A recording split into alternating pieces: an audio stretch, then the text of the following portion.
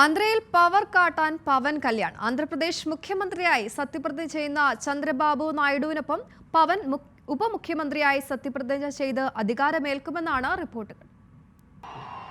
ആന്ധ്രയിൽ ഉപമുഖ്യമന്ത്രിയാകാൻ ഒരുങ്ങി സൂപ്പർ താരം പവൻ കല്യാൺ. ഉപമുഖ്യമന്ത്രി സ്ഥാനത്തിനൊപ്പം ആന്ധ്രാപ്രദേശ് മന്ത്രിസഭയിൽ 5 ക്യാബിനറ്റ് പദവികളാണ് പവന്റെ പാർട്ടിയായ ജനസേന ആവശ്യപ്പെട്ടിരിക്കുന്നത്.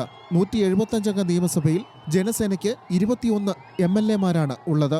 TDPക്ക് 135-ഉം BJPക്ക് 8 MLA-മാരുണ്ട്. അതേസമയം മന്ത്രിസ്ഥാനങ്ങൾ സംബന്ധിച്ച് TDPയും ജനസേനയും ചർച്ചകൾ തുടരുകയാണ്. 1996 മുതൽ സിനിമാ രംഗത്തുള്ള പവൻ 2014-ലാണ് ജനസേന പാർട്ടി രൂപീകരിച്ചത്. പവൻ കല്യാണിന് സ്വന്തം പേരിൽ വലിയ ആരാധക വൃന്ദവും ആരാധനാലയങ്ങളുമുണ്ട്.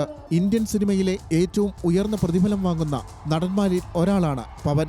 2013 മുതൽ ഫോബ്സ് ഇന്ത്യയുടെ സെലിബ്രിറ്റി 100 പട്ടികയിൽ അദ്ദേഹം നിരവധി തവണ ഇടം നേടി. ഇക്കാലത്ത് ഗൂഗിളിൽ ഏറ്റവും കൂടുതൽ തിരഞ്ഞ ഇന്ത്യൻ സെലിബ്രിറ്റി രാഷ്ട്രീയക്കാരനായും അദ്ദേഹം മാറിയിരുന്നു.